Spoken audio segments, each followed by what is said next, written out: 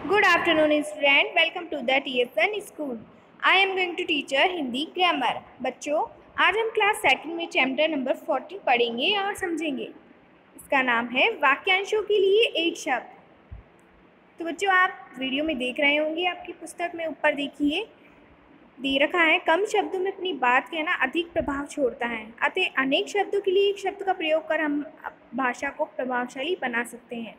देखिए बच्चों, एक शब्द में हम उत्तर देते हैं. आपने देखा होगा, एक शब्द को हम वन वर्ड कहते हैं इंग्लिश में. ये इंग्लिश ग्रामर और हिंदी ग्रामर ये दोनों में आता है. अभी हम हिंदी ग्रामर पढ़ रहे हैं. हिंदी ग्रामर में इसे एक शब्द कहा जाता है. एक शब्द वो होता है जिसमें हमारा एक ही शब्द में उत्तर हो जाए. वो उत्तर हमें सुंदर, सरल और अच्छा लगता है. जैसे इसमें बताया गया है कि कम शब्दों में अपनी बात कहना अधिक प्रभाव छोड़ता है. ऐसे ही जब हम एक ही शब्द में उत्तर देते हैं तो वो अधिक प्रभावशाली हो जाता है.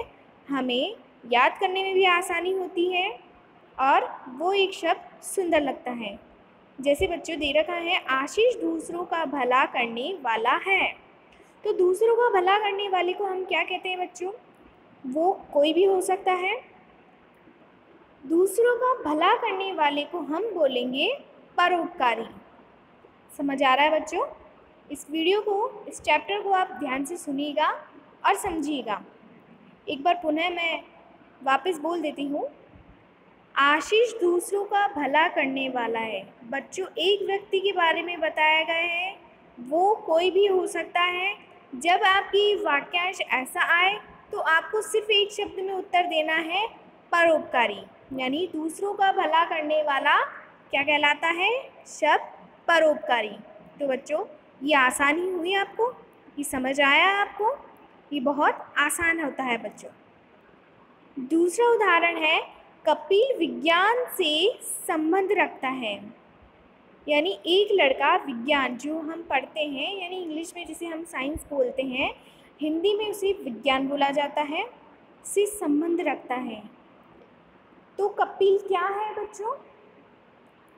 एक वैज्ञानिक है कपिल. तो जब ऐसा वाक्यांश आए, विज्ञान से संबंध रखने वाला, अब वो कोई भी हो सकता है. उसका नाम भी आ सकता है या नाम नहीं भी आ सकता है. विज्ञान से संबंध रखने वाला, इसका शब्द बनेगा बच्चों, एक ही शब्द बनेगा, वैज्ञानिक. तो बच्चों समझ आया है आपको? आप ध्यान से सुनिएगा और समझिएगा. तो बच्चों, यहाँ तक आपको समझ में आ गया होगा. आपने देखा है कि उपयुक्त उदाहरणों में पहले वाक्यों की अपेक्षा दूसरे वाक्य छोटे और प्रभावशाली है. जब हम उत्तर इसका बोल रहे हैं तो कितने छोटे हैं और प्रभावशाली और आसानी से हम बोल सकते हैं. आप भी ऐसे शब्दों का प्रयोग करना सीखिए.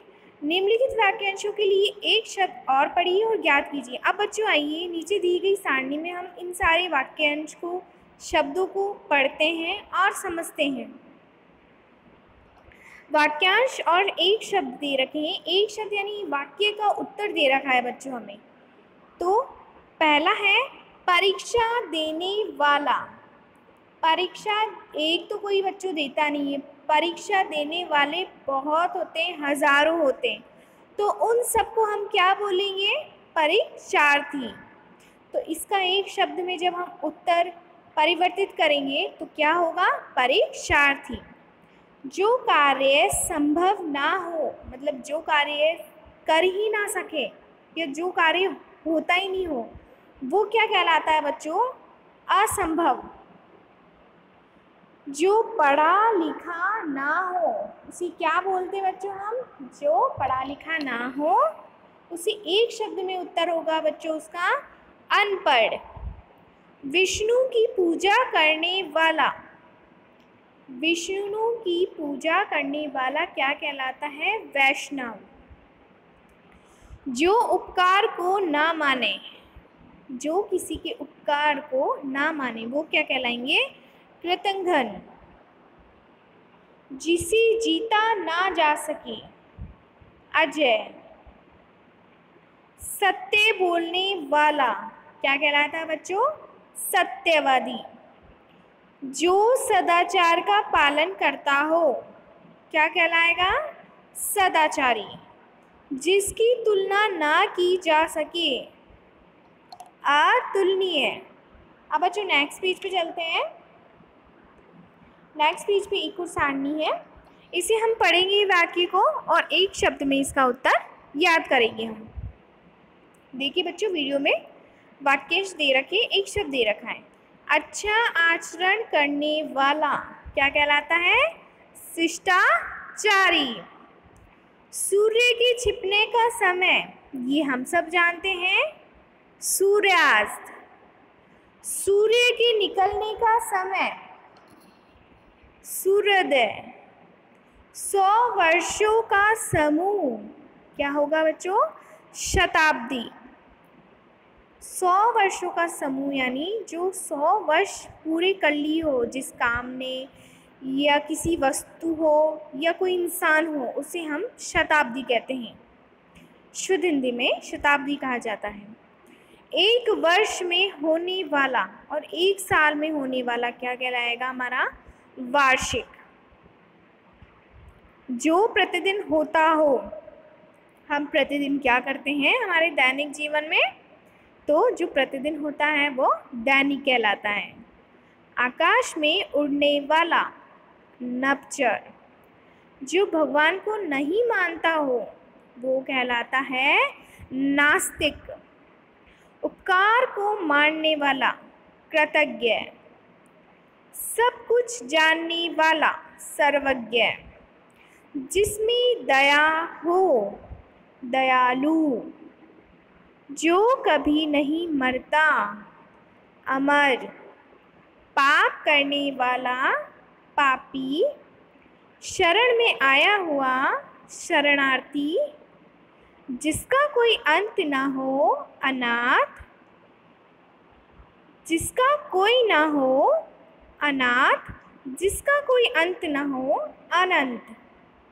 तो बच्चों आपको एक वाक्य में शब्द, जो एक शब्द आते हैं वाक्य बनाओ। शब्द ये महत्वपूर्ण है बच्चों। इस सारणी को आप, पूरी सारणी को आप याद कीजिएगा। ये बहुत सरल है, आसान है बच्चों। इसके बाद मैं आपको, हमने क्या सीखा आज ये पता करते हैं। चलिए बच्चों नीचे देखिए। वाक्यांशों के स्थान पर एक शब्द का प्रयोग करने से भाषा सुंदर और प्रभावशाली बनती है। यानी हमको वाक्यांश और शब्द की परिभाषा दे रखी है। क्या होता है इसमें? वाक्यांशों के स्थान पर, वाक्यांश हमको पूरे दे रखे हैं और उसके स्थान पर हम एक शब्द में जब उत्तर देते हैं तो क्या होता है? इससे भाषा सुंदर और प्रभावशाली बनती है। तो बच्चों नेक्स्ट पेज पे चलती हूँ। नेक्स्ट पेज पे आते हैं कुछ अभ्यास प्रश्न। इसके 2 ही अभ्यास प्रश्न हैं बच्चों, आप ध्यान से देखिएगा और समझिएगा। दोनों अभ्यास प्रश्न अलग अलग हैं।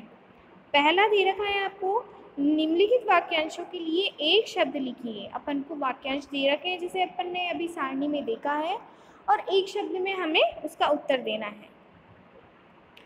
पाप करने वाला क्या कहलाता है? पापी। 100 वर्षों का समूह क्या कहलाएगा? 100 वर्षों का शताब्दी। जिसे जीता ना जा सके क्या कहलाएगा? अजय। विष्णु की पूजा करने वाला क्या कहलाएगा बच्चों? वैष्णव। आकाश में उड़ने वाला, नभचर। शरण में आया हुआ, शरणार्थी। सूर्य के छिपने का समय क्या होगा बच्चों? सूर्यास्त। अब देखिए बच्चों, नीचे जो प्रश्न दिया हुआ है वो अलग है और पहले प्रश्न से उल्टा प्रश्न कर दिया है। यानी दे रखा है निम्नलिखित शब्दों के लिए वाक्यांश लिखने है। पहले प्रश्न में हमने शब्द लिखने थे, वाक्यांश हमें दे रखे थे। इस प्रश्न में हमें शब्द दे रखे हैं, उसके पूरे वाक्य बनाने हैं। समझ रहे हैं बच्चों? इसी का ही उल्टा हो जाएगा।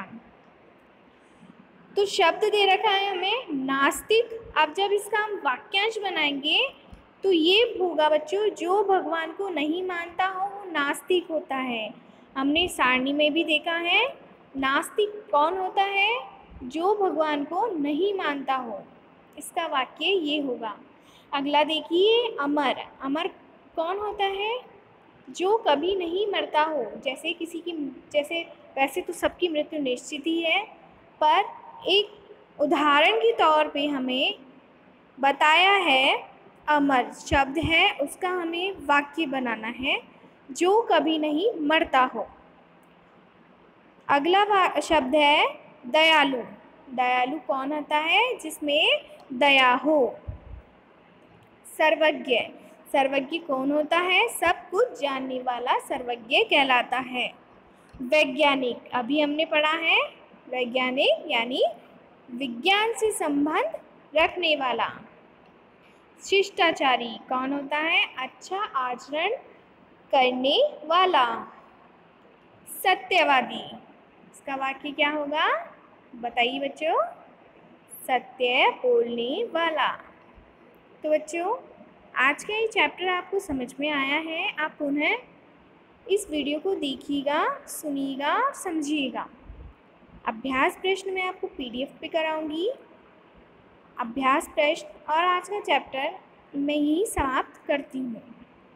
धन्यवाद बच्चों।